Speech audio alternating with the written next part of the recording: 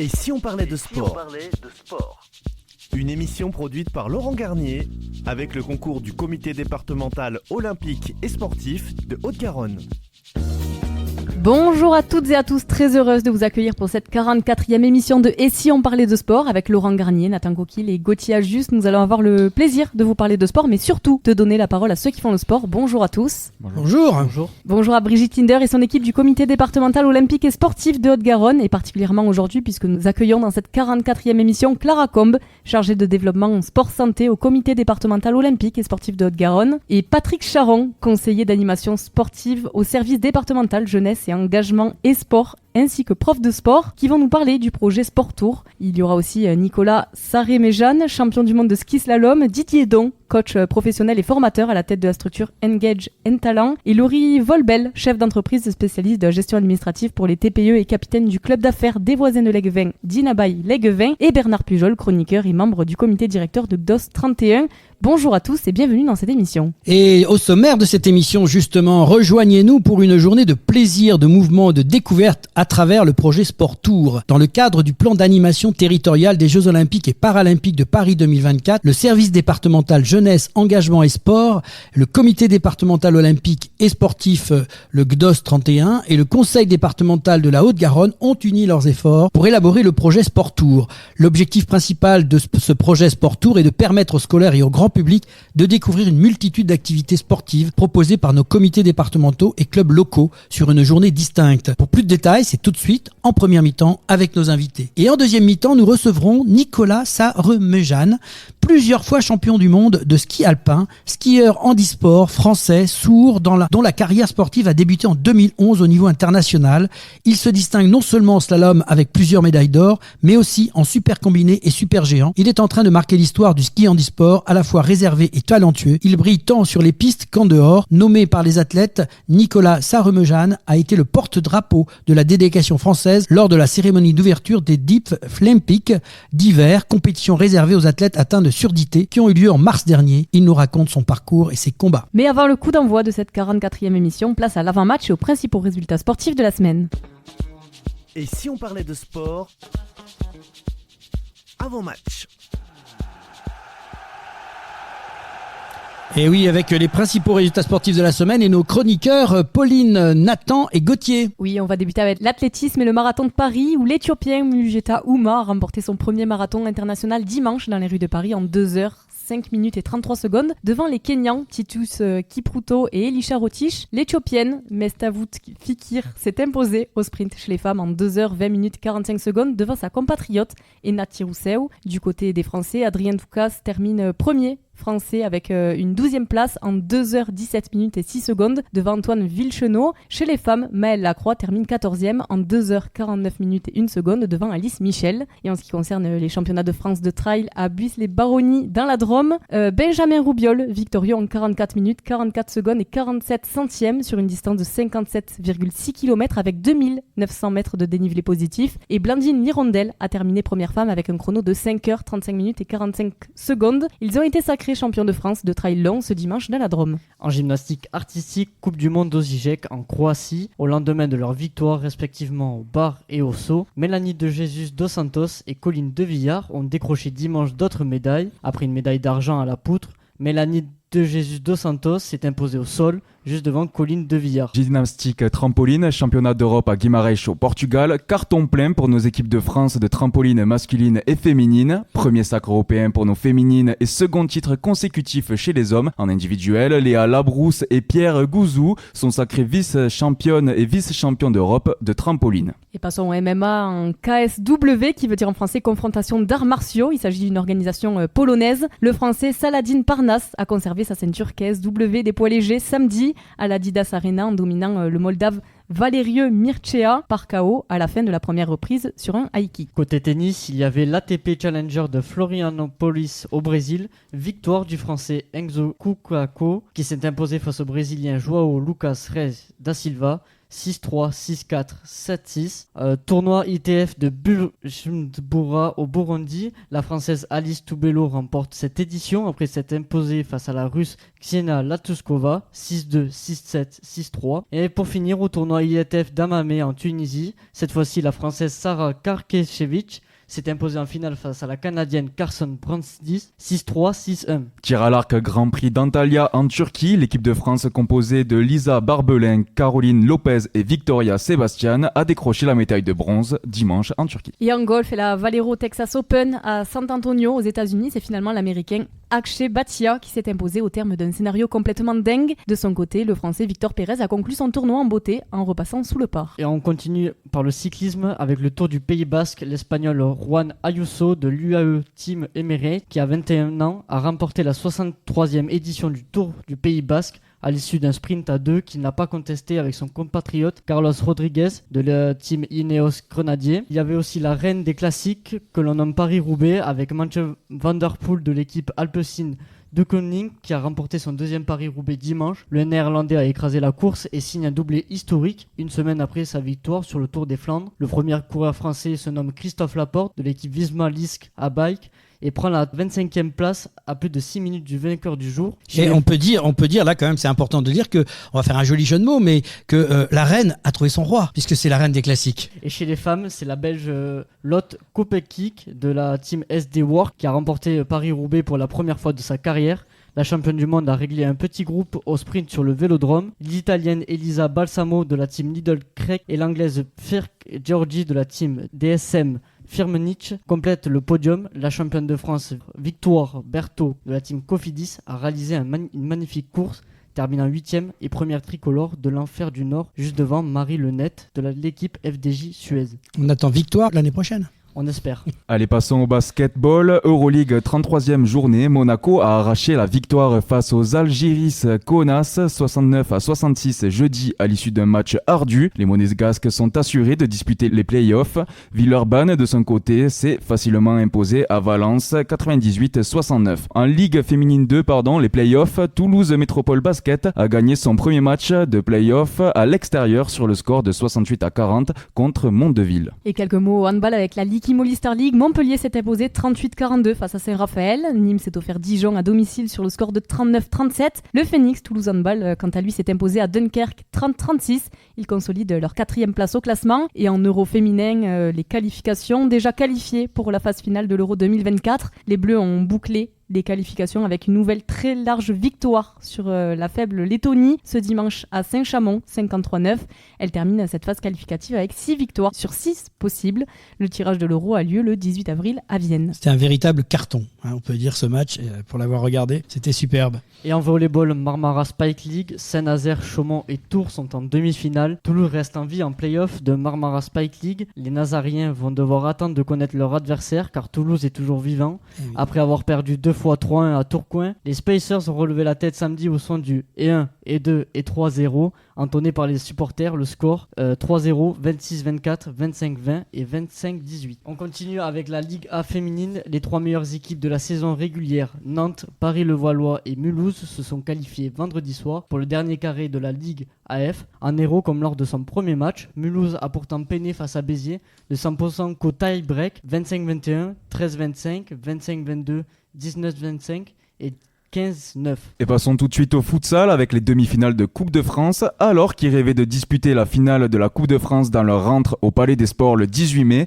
les joueurs de l'UJS Toulouse ont été sèchement battus par le Kremlin Bicestre 7-3 dimanche soir en demi-finale. Et en football cette fois, et la Coupe de France, Lyon s'est défait de Valenciennes sur le score de 3-0, tandis que Paris s'est offert Rennes 1-0. Les deux équipes se retrouveront le 25 mai prochain pour la finale au stade Pierre-Mauroy à Lille. Et en Ligue 1 Uber Eats, Toulouse et Strasbourg se sont quittés sur un score nul et vierge de 0-0, tandis que Montpellier s'est défait des Lorientais à domicile en s'imposant 2-0. Et en Ligue 2 enfin, Rodez a fait match nul contre Quevilly-Rouen Métropole 3-3 et 5e au classement. Et on passe au rugby, mais le rugby à 7, tournoi de Hong Kong. Les Bleus qui avaient remporté le précédent tournoi du circuit mondial de rugby à 7 à Los Angeles ont été battus en finale de celui-ci à Hong Kong par la Nouvelle-Zélande sur le score de 7-10. Pas de finale à Hong Kong pour l'équipe de France féminine lors de la 6e étape des Seven Series. Dimanche en demi-finale, les Bleus ont été dominés par les États-Unis 19-5. Bien, pour rester dans le rugby et amener une note triste aujourd'hui, le rugby est en deuil. On perd un esthète, un chantre du grand jeu d'évitement. Je parle bien sûr d'André Boniface qui nous tire à sa révérence. Il va rejoindre Guy, son frère, accidentellement disparu il y a plusieurs années. Ils se rejoindront dans les cieux du rugby. Les frères Boni, communément appelés, très fidèles à l'école montoise, repartent et une grande page du rugby donc se tourne. Nous avons une pensée pour leur famille, bien sûr, toute la famille du rugby. Nous leur adressons nos sincères condoléances. Et on continue avec le rugby, mais cette fois-ci à 15, avec les 8e de finale de Coupe des Champions. Victoire des Rochelais sur le fil, 21-22 au Cap samedi devant les Stormers. Les doubles champions d'Europe en titre rejoignent ainsi les quarts de finale de la Coupe des Champions. Pas de suspense en revanche à Pretoria. Lyon s'est lourdement incliné 59-19 face aux Blue Bulls, avec une très nette victoire 45-12 face aux Anglais des Saracens. Samedi, l'Union Bordeaux-Bègles affrontera les Harlequins en quart de finale. Victorieux 31-7 du Racing 92 dimanche après-midi. Les Toulousains disputeront leur quart de finale face aux Anglais d'Exeter le week-end prochain. Passons au challenge européen tout de suite. C'est un mauvais week-end pour nos clubs français. L'Aviron Bayonnais s'est incliné 33-15 samedi soir face à Édimbourg. Le Castres Olympique s'est lui aussi incliné sur la pelouse du Gloucester en Angleterre 30-25. Montpellier n'a pas su vaincre l'Ulster et a concédé une défaite à domicile 17-40. La section paloise s'est inclinée contre la province irlandaise du Connacht 30-40 ce dimanche au stade du Hameau. Clermont a réussi quant à lui à se qualifier après avoir battu les Cheetahs 27-22. Passons au championnat français de Pro D2. Béziers s'est incliné 20-14 sur la pelouse de Rouen. Montauban a également chuté chez le leader Provence Rugby 29-12. Seul Colomiers s'est imposé face à Agen sur le score de 22-18. Et en auto cette fois avec le Rallye Raid du Portugal, Nasser Al-Attiyah remporte le Rallye Raid du Portugal et prend la tête du championnat du monde à Carlos Sainz. Et on continue avec le sport automobile, mais cette fois-ci en F1. Grand Prix du Japon, le pilote néerlandais Max Verstappen de l'équipe Red Bull a remporté dimanche sa 3e victoire cette saison à Suzuka. Il devance son coéquipier Sergio Pérez et Carlos Sainz. Ce dernier signe son 3e podium de la saison. Charles Leclerc de Ferrari est passé de la 8e à la 4e place grâce à une stratégie différente de ses concurrents. Les Français Esteban Ocon et Pierre Gasly terminent respectivement à la 15e et 16e place. Et merci à tous pour ces résultats et place maintenant à une nouvelle chronique spéciale Jeux Olympiques Paris 2024 avec sur les légendes, les athlètes français les plus médaillés des Jeux Olympiques. Et si on parlait de sport, la chronique des Jeux Olympiques Paris 2024.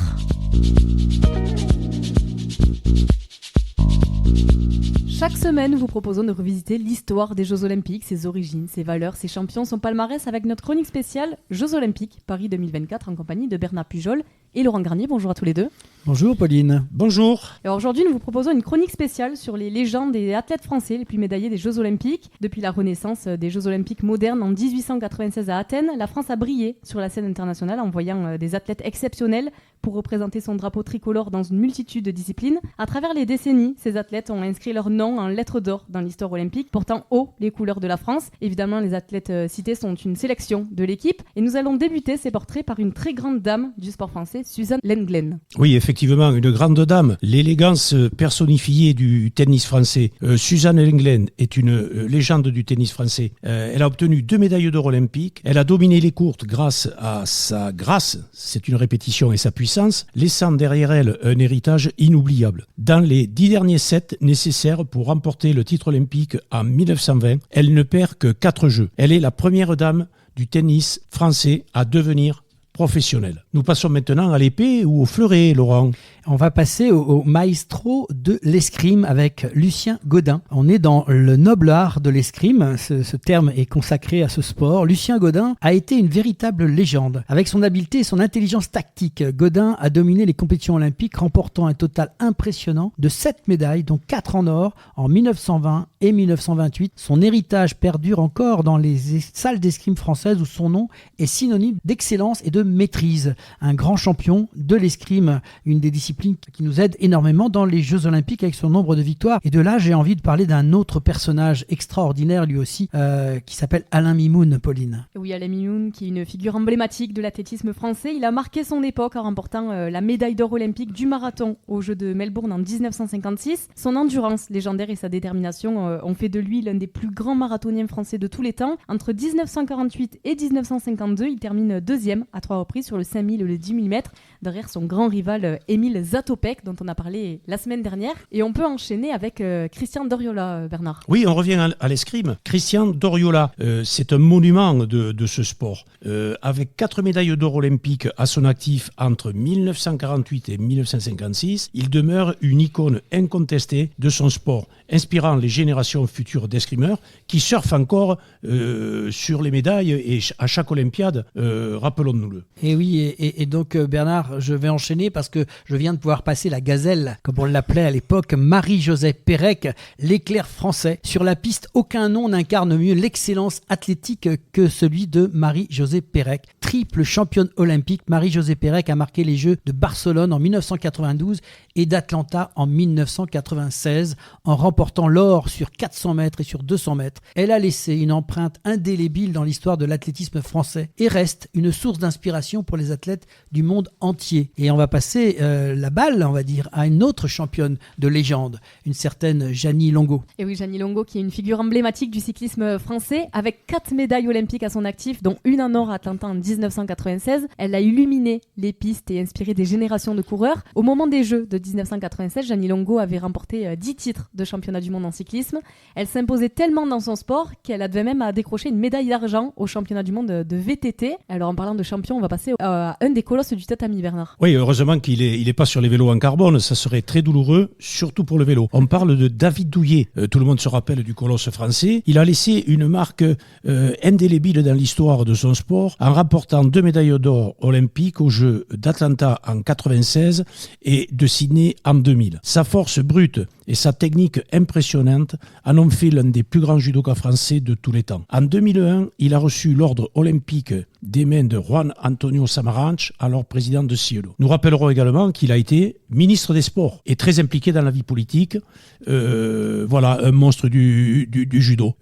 En poids léger et sur notre sport, Laura. Et oui, parce que là, on va vraiment changer de catégorie avec une championne, une fine championne qu'on a surnommée la guêpe, Laura Flessel, qui a été une des escrimeuses les plus remarquables de l'histoire française, avec 5 médailles olympiques à son actif, dont 2 en or en 96 et en 2004, qu'elle est devenue une des escrimeuses les plus décorées de l'histoire olympique française. Et elle aussi est devenue secrétaire d'État, comme quoi le sport permet aussi d'avoir un esprit sain dans un corps sain, comme on dit. Oui, et tant mieux que nos sportifs soient là pour représenter le sport et ses instances. Ils connaissent un peu le sport et peuvent en parler. C'est très bien pour nous. Et donc cette grande championne, on va passer à une autre que l'on va appeler une reine, la fameuse reine du sprint cyclisme, Pauline. Oui, il s'agit de Félicia Ballanger. Cette cycliste française a dominé sa discipline avec une autorité impressionnante. Triple championne olympique, Ballanger a ébloui les Jeux de Sydney en 2000 en remportant l'or sur piste en vitesse individuelle et l'épreuve du 500 mètres. Alors on va passer de la piste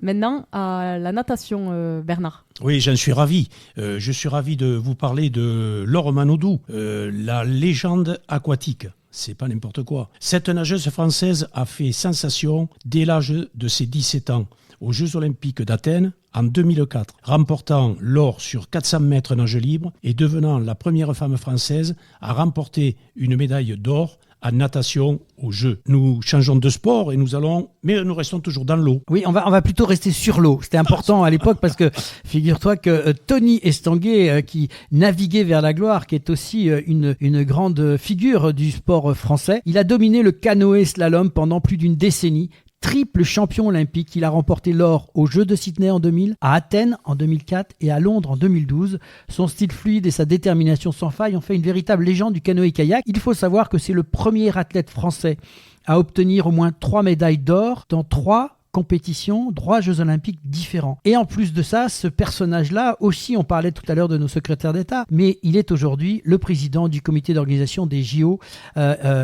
paralympiques et des JO de Paris 2024. Et donc, de ce Tony Estinguet, nous allons passer maintenant à un autre nageur. Là, on va retomber dans l'eau. Après Laure Manodou, nous allons aller vers un personnage qu'on a surnommé le Titan des bassins. Et oui, Laurent, on va parler du maître des bassins olympiques. Il s'agit d'Alain Bernard. Ce nageur français a obtenu 4 médailles olympiques, dont 2 en or lors des éditions de 2008 et 2012, démontrant une excellence inégalée dans sa discipline. Et alors maintenant, Bernard, on va passer au colosse du judo. Aujourd'hui, moi, je ne fais que des cadeaux parce que je passe du colosse à l'empereur. Et effectivement, ce sont des poids lourds. L'empereur, pour un judoka, tu sais, on est au Japon souvent, donc il y a une logique quand même. Oui, c'est vrai, c'est une bonne transition, Laurent, c'est vrai. D'autant plus qu'on leur a fait des misères chez eux et sur leur tatami. Ils n'ont pas aimé. Bon, restons sport, on est quand même les meilleurs, donc on va les respecter. Donc Teddy Riner, qui est toujours en activité, bien sûr. Dans le monde du judo, le nom de Teddy Riner résonne comme un synonyme de domination. Avec une carrure imposante et un talent incontesté, Teddy Riner revient à chaque fois de ces petits problèmes physiques et chaque fois il ressurgit tel le phénix. Il a remporté 3 médailles d'or olympiques depuis 2012 et 11 titres mondiaux, faisant de lui l'un des plus grands judokas de tous les temps et un de nos grands espoirs même nous dirons, pour Paris 2024. Et là, il est parti pour un challenge énorme. C'est revenir à Paris pour gagner une 4e médaille d'or. Voilà, et pour lui, son objectif, c'est de boucler la boucle. À Paris. Et il s'en donne les moyens, il a déjà d'excellents résultats, et il revient toujours au bon moment. Allez, Teddy. Après, on va toujours rester dans l'empire, non du sas, mais du judo. Tout à fait. On est sur le tatami. On est toujours sur le tatami avec Clarisse Agbenenou, la reine incontestée du judo. Clarisse, une force dominante sur les tatamis olympiques. Cette judokate française a ajouté 2 médailles olympiques, dont une en or, à son palmarès lors des Jeux de Tokyo en 2021. C'est aussi une de nos judokates que l'on attend très sérieusement lors des prochains Jeux 2024 à Paris. Vous l'aurez bien compris, depuis la renaissance des Jeux olympiques modernes en 1896 à Athènes, la France a continué à rayonner sur la scène internationale grâce à des athlètes exceptionnels qui ont porté haut les couleurs tricolores, de Suzanne Lenglen à Clarisse Agbenenou. Ces légendes olympiques ont inscrit leur nom en lettres d'or dans l'histoire du sport français, laissant derrière elles un héritage inoubliable d'excellence, de détermination et de fierté nationale. Dans la prochaine chronique Jeux olympiques Paris 2024, nous plongerons dans l'univers des Jeux olympiques en France, une source continue d'innovation et de moments historiques. Soyez à l'écoute la semaine prochaine pour découvrir comment cet événement emblématique a façonné et continue de façonner le paysage sportif. Et maintenant, place à la première mi-temps de cette émission Et si on parlait de sport avec nos invités Clara Combe et Patrick Charon. Et si on parlait de sport, première mi-temps. Et retour dans l'émission Et si on parlait de sport, et nous sommes ravis d'accueillir Clara Combe, qui est chargée de développement sport santé au comité départemental olympique sportif de Haute-Garonne. Bonjour Clara. Bonjour. Et avec toi Clara, il y a un personnage qui s'appelle Patrick Charon, qui lui nous vient d'un autre service, qui est le service sport, jeunesse et engagement. Il va m'arrêter, il va me dire si je me trompe ou pas, et qui est en même temps professeur de sport. C'est ça, donc bonjour à tous, c'est le service départemental jeunesse, engagement, sport de Haute-Garonne. On est le représentant du département du ministère des Sports. Merci à vous deux d'être présents dans cette émission. Et avec vous, on va avoir le plaisir de parler un petit peu de ce que vous faites et surtout ce que vous préparez dans le cadre des Jeux Olympiques. Et là, on est très très intéressés. En tout cas, merci d'avoir accepté notre invitation. Dans un premier temps, est-ce que vous pouvez vous présenter personnellement, mais aussi vous présenter votre parcours sportif, chacun votre tour? Bonjour tout le monde, moi je m'appelle Clara Combe, je suis issue du parcours STAPS et j'ai fait la mention activité physique adaptée et santé, donc en Master 2. Et mon parcours sportif personnel, donc j'ai fait beaucoup de gymnastique étant plus jeune et ensuite je suis passée à l'athlétisme. Voilà. Alors à mon tour, donc moi je suis ancien militaire, donc j'étais moniteur-chef d'éducation physique, militaire et sportive, et donc j'ai été basculé par une loi qui permet de faciliter d'un passage d'un ministère à l'autre. J'étais récupéré en 2010 par le ministère des Sports suite à une mission que j'ai eu lors des championnats du monde. Et sinon, avant, je connaissais bien Toulouse, puisque j'étais à la BOMAP, qui est devenu, après, le premier RTP. Et pouvez-vous expliquer le plan d'animation territoriale des Jeux Olympiques et Paralympiques de Paris 2024 ? Mais bien sûr, avec grand plaisir. Donc, le plan d'animation, en fin de compte, c'est un appel à projet avec un budget direct du ministère des Sports et qui nous demande, là, c'était pendant 2 ans, de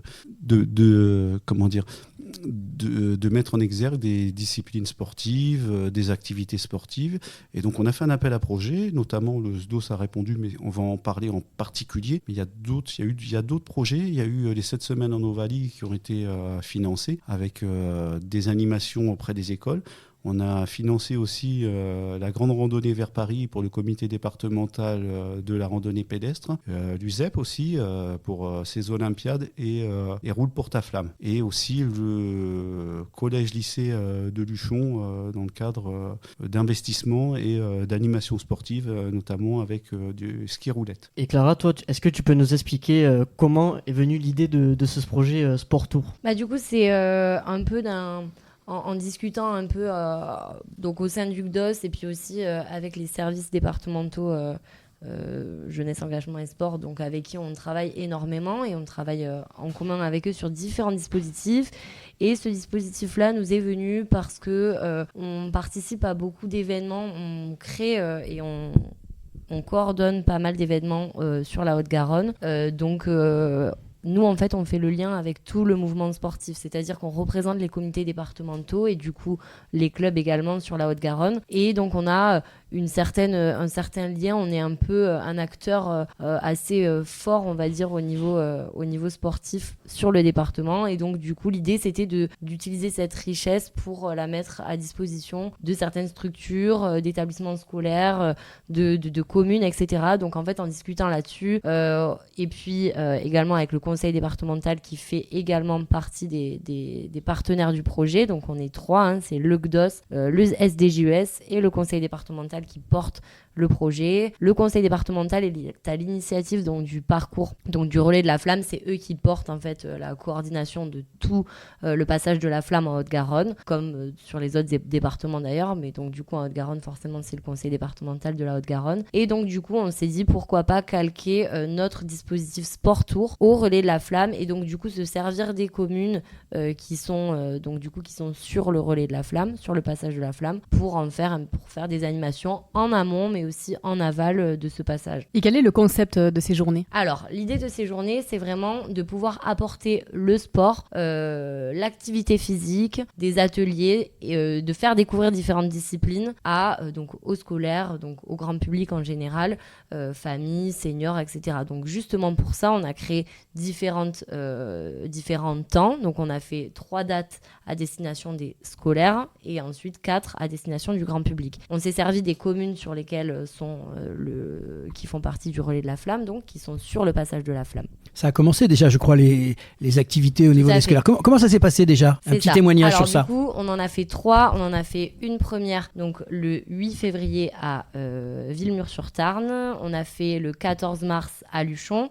Et le 4 avril à Revel, c'était des jeudis, et on est allé dans des collèges et lycées. On a eu les deux établissements, enfin les 2 classes. Et donc en fait, l'idée c'était vraiment de leur proposer des activités. Donc l'idée c'était de venir faire le lien avec les clubs locaux, donc de proposer aux clubs locaux de tenir un atelier sur la journée pour faire découvrir en fait aux scolaires, parce que les scolaires ne connaissent pas forcément toutes les activités qui sont proposées dans les environs. Donc du coup, c'est de créer un lien, mais aussi nous, en fait, avec la force de nos comités départementaux, de venir en appui et de proposer des disciplines qui ne sont pas présentes sur place ou du moins dans les environs. Et l'idée, c'est de créer une dynamique comme ça, en faisant des roulements, et donc les élèves testaient à peu près 4 à 6 disciplines sur la journée. Donc voilà, ils avaient soit une demi-journée de banalisé, soit 2 heures, enfin voilà, et on crée un planning pour qu'ils puissent tester des activités sur 30 minutes, environ 15 élèves, c'est une moitié de classe, pour qu'il y ait aussi une qualité d'intervention. Et voilà, et c'est grâce à nos éducateurs sportifs qui sont sur les clubs et les comités, qui se rendent disponibles, qui sont souvent bénévoles d'ailleurs, donc on les remercie d'être toujours présents sur ce genre d'événement, parce qu'il faut savoir qu'ils ne sont pas payés pour faire ça. Donc c'est grâce à eux aussi qu'on peut mener ce genre de dispositif. Et justement, quelles sont les activités proposées sur place ? Alors, il y en a différentes. On a eu du tir à l'arc, on a eu donc des sports de pleine nature, de l'escrime. Patrick a tenu un stand, donc un atelier d'escrime. On a des sports collectifs, le hand, le foot, etc. On a aussi de l'aviron, donc de l'aviron en indoor, c'est sur des rameurs. Et ensuite... Oui, alors moi je continue dessus. On a eu la pelote basque qui nous a accompagnés avec le club de Luchon. Et vraiment assez sympa parce que c'est pas des activités que les gens ont l'habitude de voir, quoi. Donc c'était... Oui, c'est vrai. Et en fait, c'est le comité départemental de pelote basque qui a créé, en fait, qui a fait le lien avec ces clubs. C'est l'idée, nous, quand on fait appel aux comités départementaux, c'est vraiment pour qu'ils puissent faire le lien avec leurs clubs locaux. En fait, nous, on organise une intervention sur telle commune.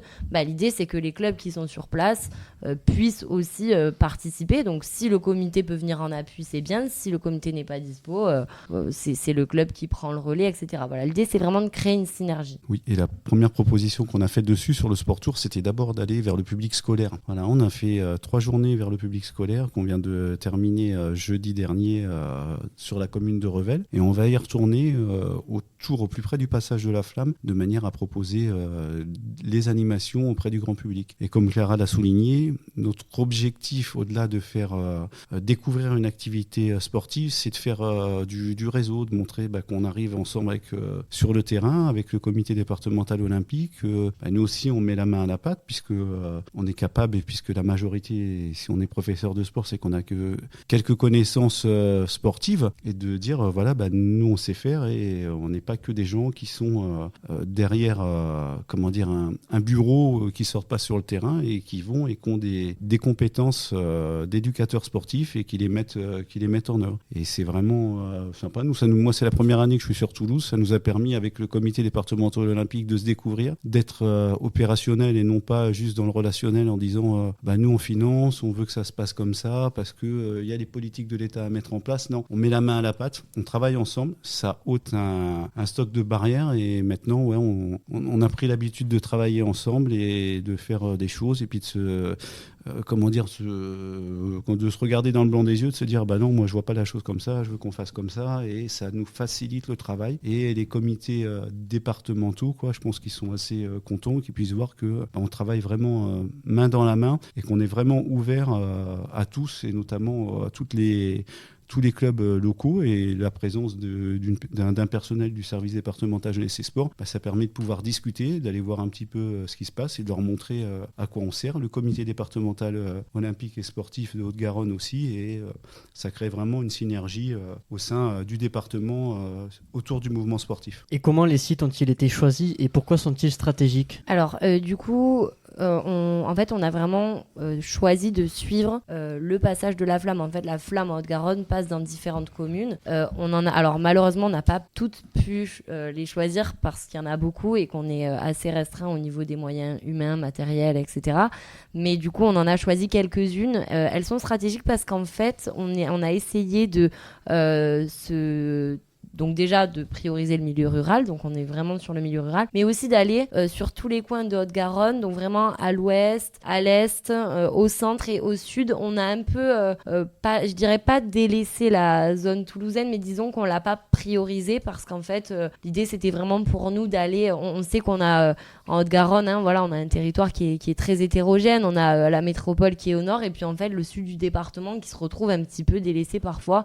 Et l'idée pour nous c'était vraiment d'aller sur ces zones-là, donc d'aller en appui, d'aller montrer qu'on est là aussi sur ces zones qui malheureusement ne bénéficient pas d'autant de dispositifs que Toulouse et ses environs. Voilà, donc c'est pour ça que c'est stratégique. Pour 2 raisons. La première, parce que c'est des villes qui sont sur le passage, villes et villages qui sont sur le passage de la Flamme, mais aussi parce que ce sont des zones un peu blanches, zones rurales. Et est-ce qu'il y aura des sportifs de haut niveau présents lors des journées de Sport Tour, et si oui, lesquels ? Alors oui, c'est prévu. On n'a pas encore la liste exhaustive. On a quelques contacts, donc malheureusement, on ne pourra pas trop le dire. C'est un peu compliqué aussi pour nous parce que faut savoir qu'on est sur une année olympique, donc si les sportifs de haut niveau sont déjà très pris, alors là, c'est pire. Mais on essaie, comme en fait, on est sur un dispositif donc, en collaboration avec différentes entités, dont le conseil départemental. Il faut savoir que le conseil départemental représente des sportifs de haut niveau du département. Ce sont les ambassadeurs en fait. Et donc du coup, grâce à eux, on peut avoir des sportifs de haut niveau à disposition sur certaines dates. Mais donc du coup, on dépend un peu de ça. Donc on ne sait pas encore précisément qui sera là, mais on en aura. Oui, ça dépend des disponibilités qu'ils peuvent avoir, surtout si c'est des gens qui préparent les Jeux Olympiques, donc pas évident. Comme évidemment, c'est une année olympique, donc ça veut dire qu'il y a des sollicitations énormes. À titre d'exemple, on peut prendre la semaine dernière, qui était la semaine des Jeux Olympiques et Paralympiques, et la demande était énorme, et on n'a pas pu aider tout le monde, voilà, et être présent partout, notamment avec les comités, avec ce qu'on pouvait subventionner, notamment les mascottes, parce qu'on a des mascottes qui sont toujours de sortie, qui viennent avec nous. Il y en a au comité olympique, il y en a donc à mon service départemental, et il y en a aussi qui nous sont prêtés par la Dragesse. Et là, cette semaine, voilà, comme il y en a qui a 3 jeux, on fait que de la frustration. Donc c'est très dur d'avoir actuellement des athlètes de haut niveau. Il y a les Jeux Olympiques, donc pas évident. Et on a commencé à en parler en début d'interview, mais quels sont les enjeux principaux de l'organisation de Sport Tour ? Alors les enjeux, moi je dirais, on va pas parler obligatoirement, à mon niveau du Sport Tour, mais c'est les enjeux plutôt des politiques sportives et ce qu'on veut faire en Haute-Garonne. Donc dans un premier temps, pour nous, ça a été plutôt de dire voilà, qu'on existe, d'être présent sur le terrain et de pouvoir après pérenniser justement, on pourrait dire, un héritage de ce qu'on a fait là, ce qu'on va continuer à faire, que l'année prochaine ça continue, et pas obligatoirement autour du passage de la flamme, qui est un petit peu, on pourrait dire, de faire monter la pression, que ça soit une fête assez sympathique lors du passage de la flamme et ce qui va se passer autour, mais c'est que l'année prochaine on puisse continuer à pouvoir pérenniser le Sport Tour, aller mettre en place des animations dans les différents territoires et bassins de vie de la Haute-Garonne. C'est ça notre objectif, c'est pérenniser notre action, c'est-à-dire un Sport Tour, que ça soit tous les ans. Puis là, on en fait finalement 7, et l'année prochaine, pourquoi pas, on va recommencer, que ça se sache auprès des communes, puisque à chaque fois quand on fait un Sport Tour, on va d'abord voir les communes et les écoles, on leur explique ce qu'on veut faire, on leur demande de nous mettre à la disposition des terrains, de préparer, c'est Clara qui s'occupe de faire les plannings, de répartir les classes, de faire les plans d'implantation, et puis après c'est parti, les communes viennent voir, elles trouvent sympa pour ce qu'on fait pour leur collège, elles sont hyper contentes après d'avoir la même chose dans le cadre du grand public. Il faut savoir que on l'a expérimenté sur les différentes dates qu'on a déjà, parce qu'en fait on a fait là les 3 dates qui sont passées, c'était à destination des scolaires, et donc il faut savoir que les scolaires testent aussi des activités qu'ils n'ont jamais pratiquées, notamment je pense au cyclisme. On a le comité départemental de cyclisme qui vient, et en fait on a des jeunes qui ont appris à faire du vélo. Voilà, donc ça c'est aussi elle est aussi là, cette richesse, et sans oublier bien sûr de la sensibilisation au handisport. On a le handisport qui vient, qui leur fait faire du basket fauteuil. On a le sport adapté qui vient également aussi avec des établissements spécialisés, et l'idée c'est de mixer les publics et de faire une pratique partagée. Enfin, c'est très intéressant, et voilà, donc voilà la richesse aussi de ce Sport Tour. Et vous pouvez peut-être rappeler pour les auditeurs les dates et les lieux pour les différentes animations à venir ? Tout à fait. Alors, les prochaines animations à venir, donc la prochaine, là, c'est le 15 mai, donc c'est un mercredi, c'est à Villemur-sur-Tarn, et là, c'est ouvert au grand public. Ensuite, on a le vendredi, donc de la même semaine, le 17 mai, à Rieux-Volvestre. Là, le matin, ce sera pour les scolaires, et l'après-midi pour le grand public. Ce sera le jour du passage de la flamme, du coup, donc assez animé. Ensuite, en date, on a le 25 mai, c'est un samedi, à Luchon, à Bagnères de Luchon, du coup pareil pour le grand public. Et la dernière, je te laisse la dire, Patrick. Donc le 20 juillet à Revel, sur un espace dédié près du lac de Sainte-Féréole. Ouais, c'est ça. En fait, on s'est calqué sur un événement que Revel organise déjà, qui s'appelle le Festimant. Et du coup, nous, on va venir en appui pour apporter donc des disciplines supplémentaires. L'idée, c'est vraiment de venir en appui sur les communes, mais pas de venir leur prendre un événement. Voilà. Là, ils avaient déjà un événement de prévu grand public. Ils voulaient qu'on vienne les aider nouveauté dans l'organisation. Et du coup, on s'est dit, ok, on vient sur un événement qui existe déjà, ça sert à rien de faire 2 fois la même chose. Vous avez un événement qui est organisé, on vous aide, on apporte des disciplines que vous n'avez pas sur place. Voilà, c'est vraiment ça. Et si les auditeurs ont des questions, où est-ce qu'on peut vous retrouver? Comment on peut se renseigner? Alors du coup, il y a toutes les informations sur ce Sport Tour sur le site du CDOS, CDOS 31. Et ensuite, il y a aussi toutes les informations sur nos réseaux sociaux, Instagram, Facebook et LinkedIn, mais plutôt sur Instagram et sur le site internet. Donc bien préciser aux auditeurs que c'est un événement gratuit, ludique et ouvert à tous. Exactement, c'est ça, vraiment ouvert à tous les Haut-Garonnais, enfin tout le monde, même ceux qui sont des départements voisins aussi, hein, c'est ouvert à tout le monde et c'est gratuit et c'est l'occasion de tester des différentes disciplines et de faire le lien aussi avec les acteurs locaux et les éducateurs du sport. Merci à tous les deux pour vos témoignages et vos interventions dans l'émission Et si on parlait de sport. Bonne préparation pour l'organisation de ce Sport Tour et rendez-vous le 26 juillet pour le début des Jeux Olympiques. Merci beaucoup, à bientôt. Merci, à bientôt. Maintenant, place à notre chronique sport et partenariat avec Laurie Volbel, chef d'entreprise, spécialiste de la gestion administrative pour les TPE et capitaine du club d'affaires des voisins de Léguevin, Dinabaye Léguevin. Et si on parlait de sport, la chronique.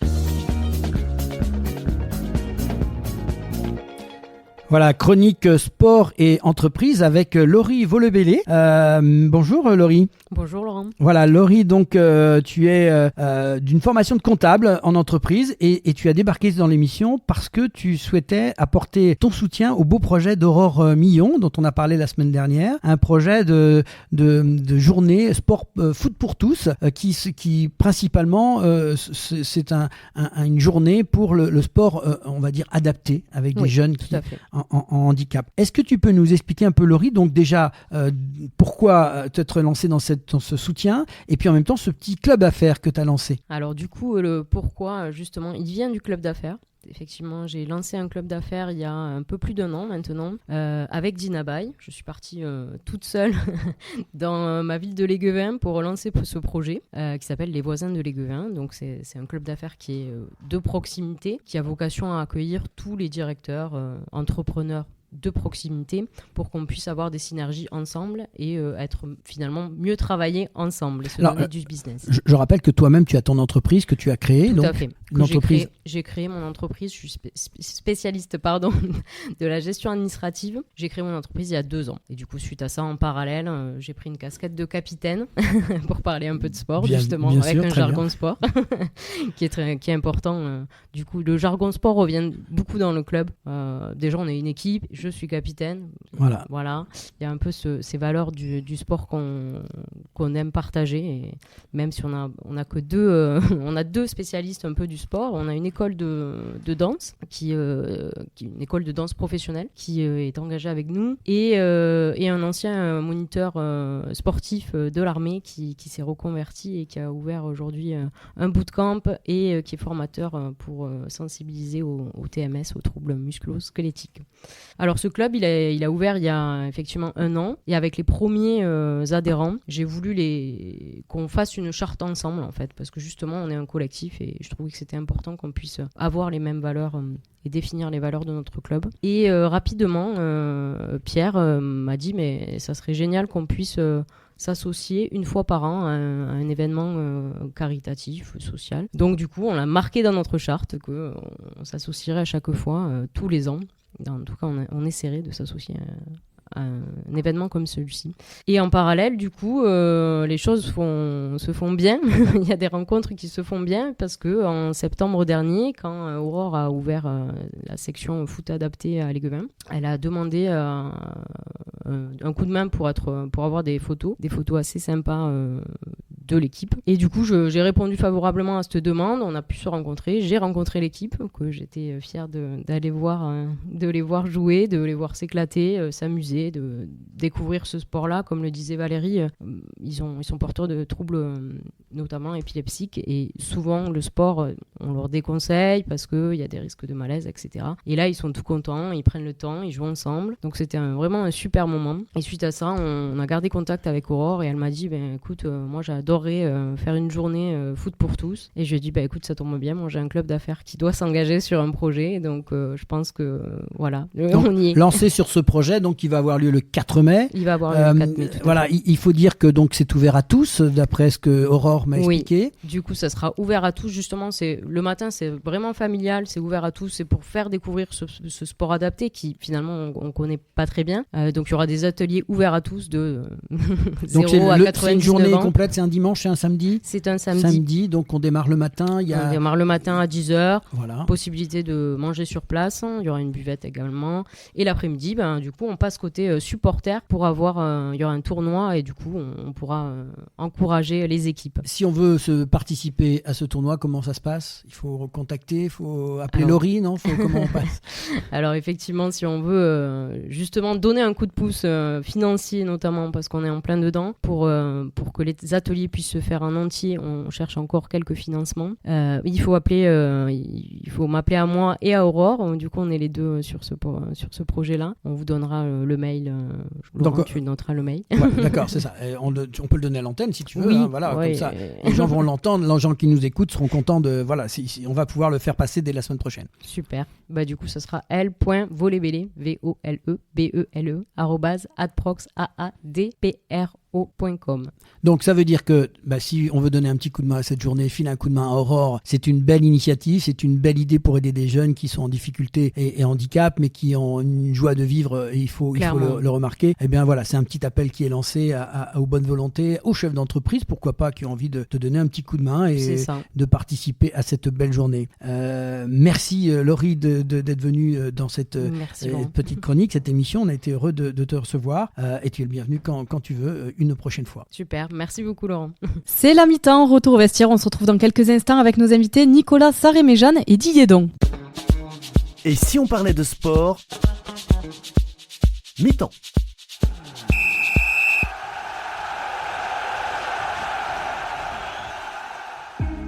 Passionné de sport, vous souhaitez participer à son développement sur le territoire de la Haute-Garonne ?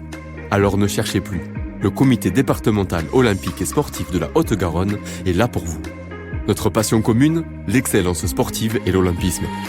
Le CDOS 31 accompagne les comités départementaux et les clubs dans leur développement.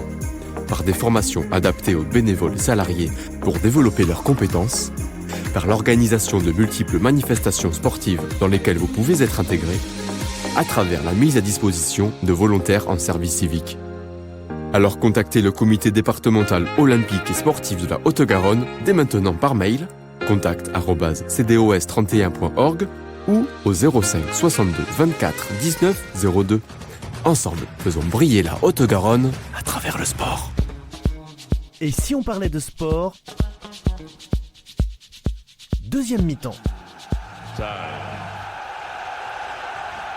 Retour dans l'émission Et si on parlait de sport avec nos invités Nicolas Sarré-Méjeanne, champion du monde 2024 de ski slalom, et Didier Don, coach professionnel et formateur à la tête de la structure Engage & Talent. Bonjour et merci d'avoir accepté notre invitation. Bonjour. Bonjour. Alors comme il est de tradition, je vais vous proposer de vous présenter chacun. On va commencer par Nicolas. Est-ce que tu peux nous dire quelques mots sur ton parcours personnel et sportif ? Alors déjà, je suis résident à Toulouse. J'ai fait les études à Toulouse. J'ai découvert le ski compétition à l'âge de 14 ans. Et là, j'ai fait pas mal de compétitions avec les valides jusqu'à la course internationale. Et j'ai débuté sur les compétitions avec les malentendants en 2013 par les championnats du monde. Et donc j'ai la particularité de pouvoir faire les deux, à la fois avec les valides et les malentendants, qui m'a permis aussi de repousser les limites côté avec les entendants. Pardon. Et alors, à titre personnel, ça c'est la partie sportive, et à titre personnel, tes études, comment tu as fait ? Les études, alors j'ai fait un BTS, je suis allé jusqu'au BTS système électronique. C'était un parcours qui était pas si simple que ça avec mon handicap, parce que c'est très difficile de pouvoir suivre les cours en intégralité. Donc ça demandait un réel effort pour essayer de rattraper tout ce qui a été fait dans la journée à l'école. Et en plus de ça, avoir le sport en parallèle, ça demandait vraiment beaucoup d'énergie pour pouvoir faire les deux en parallèle, sachant que de Toulouse, il faut faire la route tous les week-ends pour aller dans les Pyrénées. On va en parler juste après. Notre ami Didier qui est à côté. Bonjour à tous. Donc, évidemment, je suis préparateur mental depuis maintenant 25 ans. J'ai eu la chance de travailler avec Nicolas à Saint-Méjeanne depuis 2013, où on avait formé un tandem avec son papa, sur lequel, à un moment donné, son papa était son logisticien, son préparateur du matériel, son organisateur de compétition. Et Nicolas, il s'était centré sur le ski. Et c'est là-dessus qu'on a commencé à travailler sur la performance. Mais toi, Didier, actuellement, quel est ton rôle Moi, je suis vraiment formé aux neurosciences, et ça fait maintenant, j'ai passé 10 ans à travailler sur les neurosciences et à m'intéresser en fait à la pensée et surtout à modifier ces schémas de pensée par rapport à la performance et comment je me situe dans une situation complexe et comment je suis capable à un moment donné d'aller chercher les ressources au profit de ce que je veux, de ma volonté et de mes objectifs. Et tu continues à t'occuper de sportifs de haut niveau actuellement. Tu as une société aussi. J'ai une société qui s'appelle Engaging Talent, sur laquelle à un moment donné je travaille aujourd'hui. Mon fil conducteur aujourd'hui, évidemment, le sport de haut niveau, bien sûr, mais c'est surtout la santé mentale des chefs d'entreprise qui, pour moi, émane d'un phénomène de société actuellement. Et je pense qu'aujourd'hui, je remets les gens dans le sport, dans le mouvement, en utilisant évidemment cette préparation physique, mais aussi mentale par rapport à l'objectif qui est rester en bonne santé. Et alors, Nicolas, on va revenir à toi. Quelles ont été les difficultés les plus importantes que tu as rencontrées par rapport à ton handicap tout au long de ton parcours? Alors, les difficultés, ça a été l'intégration dans le milieu valide.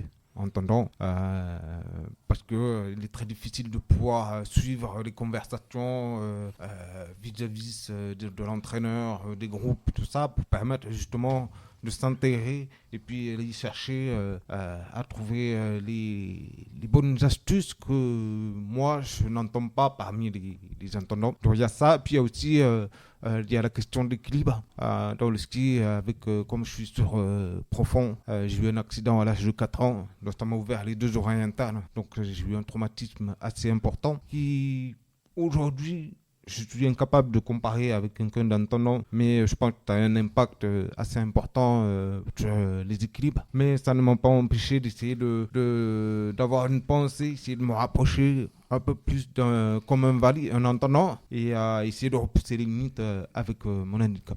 Justement, là, tu m'amènes au sport, puisque tu parles d'équilibre. Moi, je serais incapable de faire ce que toi, tu fais. Donc déjà, tu es champion du monde, je ne serais pas capable. J'ai beau être valide, je ne saurais pas faire. Mais est-ce que tu peux nous parler des résultats sportifs, les derniers résultats sportifs au DIF Olympique, voilà, 2024, voilà, puisque tu as eu des résultats. Et puis l'équipe de France avec toi. Alors, c'est mes 3e Olympiades. J'avais déjà fait mes premiers DEF Olympiques en 2015 en Russie. J'ai fait en Italie en 2019. Et là, les 3e en Turquie en 2024. C'est tout le fruit du travail que j'ai mis en place à travers les entraînements, à travers la préparation physique, la préparation mentale. Mon père qui était derrière pour faire un peu le manager de tout ce fonctionnement et qui m'a permis d'atteindre ces résultats où tous les facteurs ont été importants pour la réussite. Voilà, c'est surtout ça. Alors, au DIF Olympique, il y avait 400 athlètes en provenance de 25 pays et il y avait une équipe de France. Vous étiez sur le podium. Il y avait au total, je crois, 6 médailles d'or ou 3 médailles d'or. Une médaille d'or, 2 médailles d'argent, 4 ou 5 médailles de bronze. En fait, tous les athlètes qui ont participé à ces DEF Olympiques ont tous ramené une médaille de chez eux. Qu'est-ce que sont les DIF Olympiques? Tu peux nous expliquer la différence par rapport aux Jeux Olympiques? Alors, les DEF Olympiques, c'est DEF, c'est sourd en anglais, ce qui fait un peu le même rapprochement que les Paralympiques. Paralympiques, on a tous les handicaps. Plus ou moins. Puis les DEF Olympiques, c'est vraiment une compétition olympique à part des Paralympiques, mais considérée comme les Jeux Olympiques des sourds. Et le problème, c'est qu'en France, malheureusement, on n'en entend pas parler.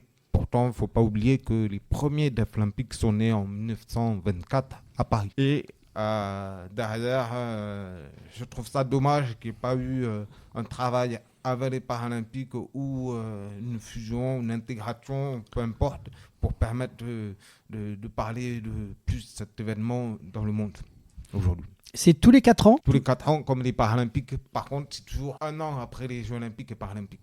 Alors, tu as été nommé par les athlètes le porte-parole de la délégation des Deaflympics lors de la cérémonie. Quelles sont tes impressions après l'événement? Comment tu as vécu cet événement-là? C'est un peu le fruit de tout le travail, porter un peu l'équipe à travers cette expérience que j'ai eue. On a eu des jeunes comme Mélanie qui est arrivée dans le groupe. On a 2 fondeurs. Pour la première fois, l'équipe de France a intégré les fondeurs pour les Deaflympics. Pour la première fois de l'histoire, ils ont même ramené une médaille. Donc pour moi, c'est un état d'esprit de chercher l'état d'esprit de groupe et essayer de le tirer vers le haut grâce à l'expérience que j'ai pu avoir dans le passé. Et voilà. En tout cas, félicitations pour les résultats. La question que j'ai envie de te poser, c'est pourquoi les sourds ne participent pas aux Jeux Olympiques? Alors aujourd'hui, il faut savoir que les Deaflympics, c'est la fédération internationale, l'ICD. C'est une fédération qui, par le passé, n'a jamais voulu s'intégrer avec les Paralympiques pour des questions qui considéraient qu'il n'avait pas la possibilité de pouvoir s'intégrer avec l'handicap. Alors que moi, en tant que sourd et pratiquant labial, moi je pense que c'est pas le problème. On peut tout à fait être capable de pouvoir s'intégrer. Comme par exemple, quand un Français parle un russe, c'est exactement la même chose. Même l'anglais, si ni l'un ni l'autre ne parle l'anglais, ça ne fonctionnera pas.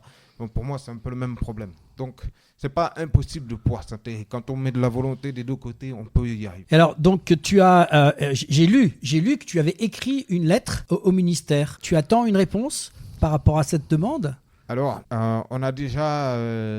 j'ai fait un combat avec notre sourd qui est tennisman. Comme ça, on a sport d'hiver, sport d'été. Très bien. On a écrit à la ministre des Sports pour chercher un peu plus la reconnaissance des sourds au niveau de l'État dans le sport. On a eu un retour comme quoi il fallait chercher à parler avec le CPSF, c'est le comité sportif paralympique de France. Et en fait, c'est un régime qui travaille entre l'État et les fédérations de différents sports, la FFH, tout ça. Et du coup, on m'a renvoyé d'en discuter, de voir avec eux. Mais en fait, moi, je pense que c'est surtout la volonté de l'État français à eux d'essayer de faire évoluer les choses. Surtout.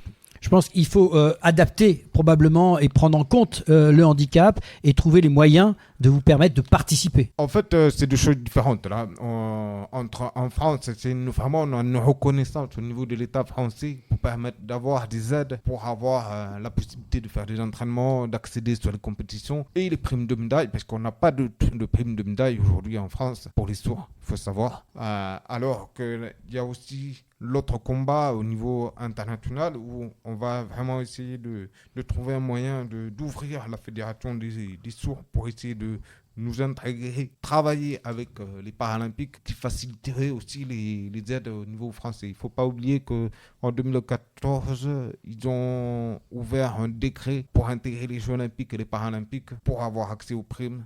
Et que peut-être qu'il y a moyen que l'État puisse travailler là-dessus pour essayer d'intégrer en plus les Deaflympics pour faciliter les choses. Et est-ce que l'on peut parler du Nicolas de demain? Quels sont tes projets et les actions en cours? Les projets aujourd'hui, donc il faut savoir que les Jeux ont 1 an de retard cette année et que les prochains vont arriver plus vite que prévu, c'est-à-dire dans 3 ans. Donc je me dis pourquoi pas continuer.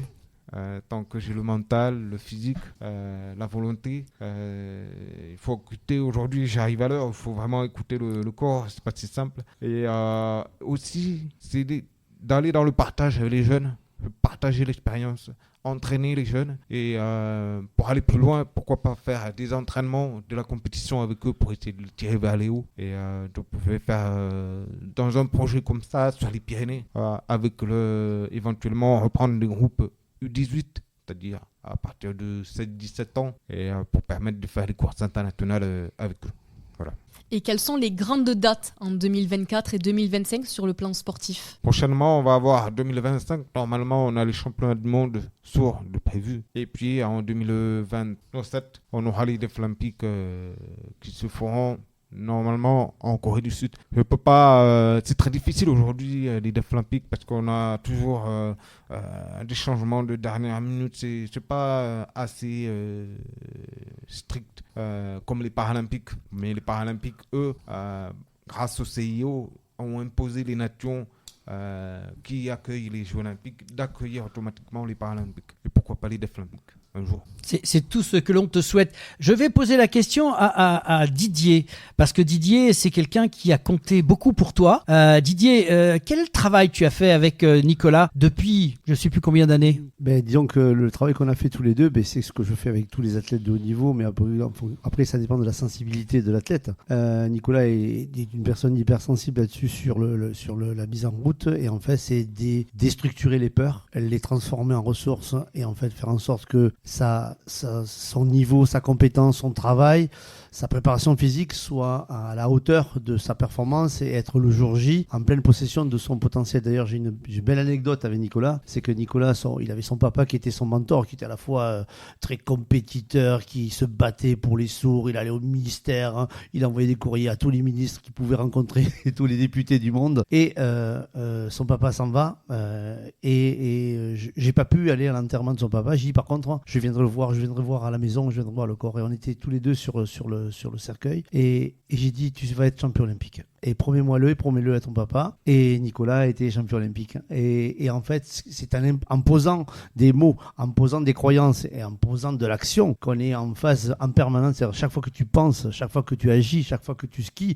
tu penses à cet objectif que tu t'es fixé. Et c'est fixé qu'on s'est tous fixés, même en respectant le papa. Et ça, c'est quelque chose que tout athlète est capable de le faire du moment où il y croit à ce qu'il fait et qu'il s'entoure de belles personnes. Parce qu'il y avait toute une équipe autour de Nicolas. Il y avait le papa, il y avait Sport Pro Santé, il y avait donc qui sont des gens qui ont en fait fédéré autour de ce projet-là, et en fait on entoure l'athlète à aller là où il avait le désir d'aller. C'est ce qu'a fait Nicolas. Comment s'est fait cette belle rencontre finalement entre Nicolas et Didier Don? Eh bien, on s'est croisés grâce à SPS, à Sport Pro Santé, qui en fait est Benoît Hénard, qui est l'ancien kiné du Stade Toulousain, du TFC, et qui en fait est un skieur à la base. Et c'est une belle personne avec qui j'ai beaucoup travaillé.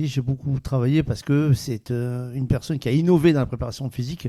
Il a fait partie d'un précurseur, les précurseurs sur Midi-Pyrénées. Bon, aujourd'hui, il y a plein de salles, mais Sport Pro Santé, ils sont venus de Grande-Bretagne là-bas, et c'est vraiment des gens exceptionnels qui travaillent vraiment sur la fibre musculaire et qui adaptent en fait le sport à la discipline en fonction des demandes et les exigences de la discipline.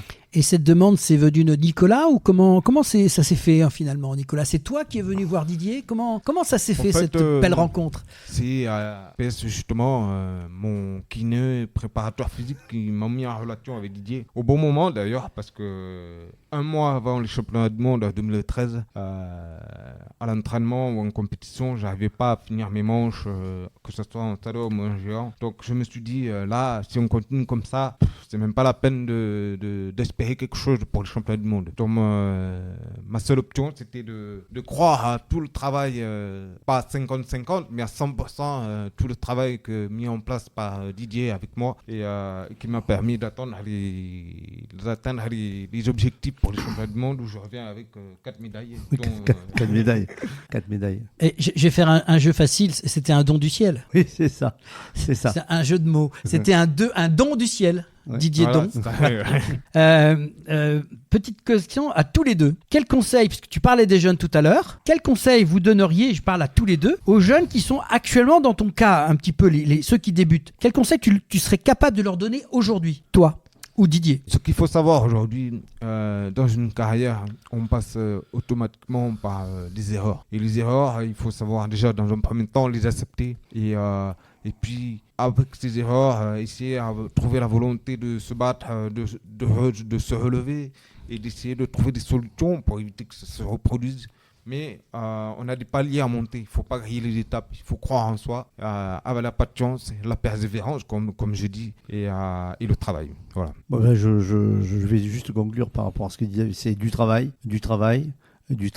et être entouré. Je pense que si on arrive à mettre ça en place et croire en soi et en gros projet, et je pense que si déjà on arrive à organiser ces étapes-là dans le cerveau de l'athlète et ensuite au niveau de l'équipe qui est autour de lui et positive et surtout qu'elle pousse l'athlète à se dépasser, quel que soit l'environnement, il n'y a pas de raison aujourd'hui qu'on n'arrive pas à atteindre l'objectif qu'on s'est fixé. En tout cas, c'est un plaisir de vous avoir reçus tous les deux. Merci à toi d'être venu. Merci à toi aussi, avec Didier. N'hésitez pas, l'antenne est ouverte. Si vous voulez faire passer des messages, on sera très heureux de vous recevoir. Merci à tous les deux pour vos témoignages et vos interventions dans l'émission Et si on parlait de sport. Bonne continuation pour la suite de vos projets. Vous êtes les bienvenus dans l'émission quand vous voulez. Merci. Et tout de suite, place à la prolongation avec la Minute Olympique. Et si on parlait de sport, la prolongation.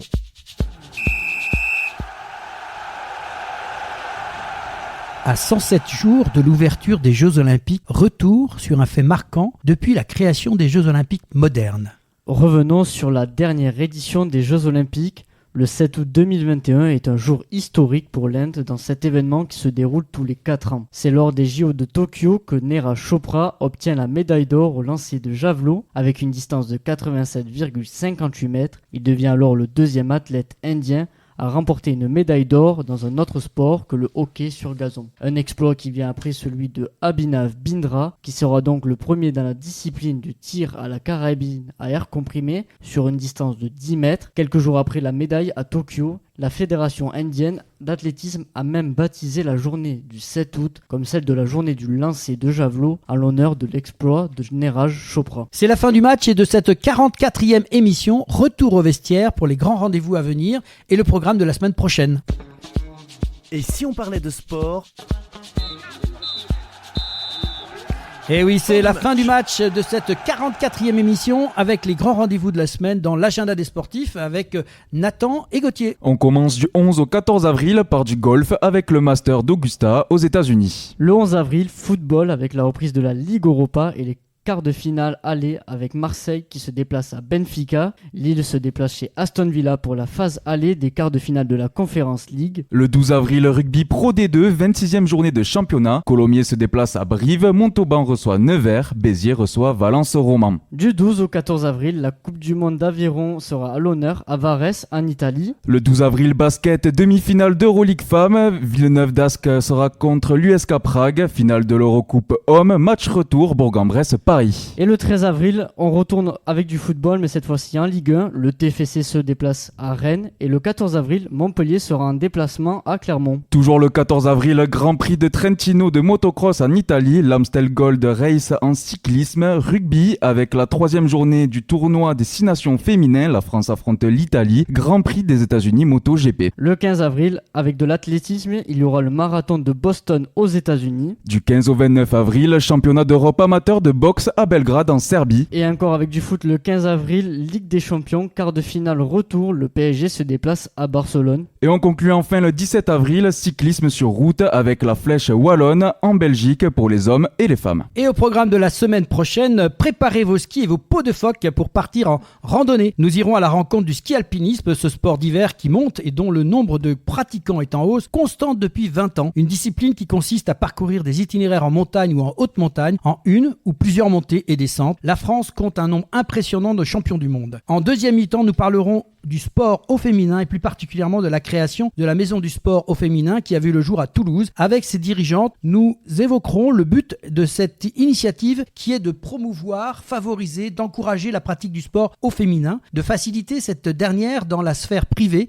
publique, socioculturelle et médiatique, d'accompagner les problématiques d'égalité liées et au-delà du genre à la pratique amateur, professionnelle, bénévole ou salariée. Pour en savoir plus, retrouvez-nous la semaine prochaine. Merci à Clara Com, Patrick Charon, Nicolas Sarré-Méjeanne, Didier Don et Bernard Pujol pour votre participation à l'émission Et si on parlait de sport. C'est la 44e émission de Si On parlait de sport. Merci à tous les internautes qui nous suivent de plus en plus nombreux. Continuez à nous écouter, à partager sur les réseaux et vous abonner à notre chaîne YouTube. Et si on parlait de sport? Merci à l'équipe du comité départemental olympique et sportif de Haute-Garonne et à Brigitte Linder, sa présidente, pour son aide précieuse à la réalisation de cette émission. Merci à l'équipe technique pour le formidable travail qu'elle réalise chaque semaine pour produire cette émission. À Sébastien Couratin, notre partenaire informatique Samper Connect pour l'ensemble du suivi réseau informatique, plateforme podcast, site internet et ses conseils avisés. Merci à Nathan Coquille et Gauthier Ajus qui nous accompagnent pendant quelques mois pour nous aider à la préparation de cette émission. Merci à Pauline Gaston-Conduite, journaliste et co-animatrice de l'émission, pour son aide précieuse à la préparation et à la réalisation de cette émission. Merci Laurent et on se retrouve la semaine prochaine pour une nouvelle aventure de Et si on parlait de sport la semaine prochaine.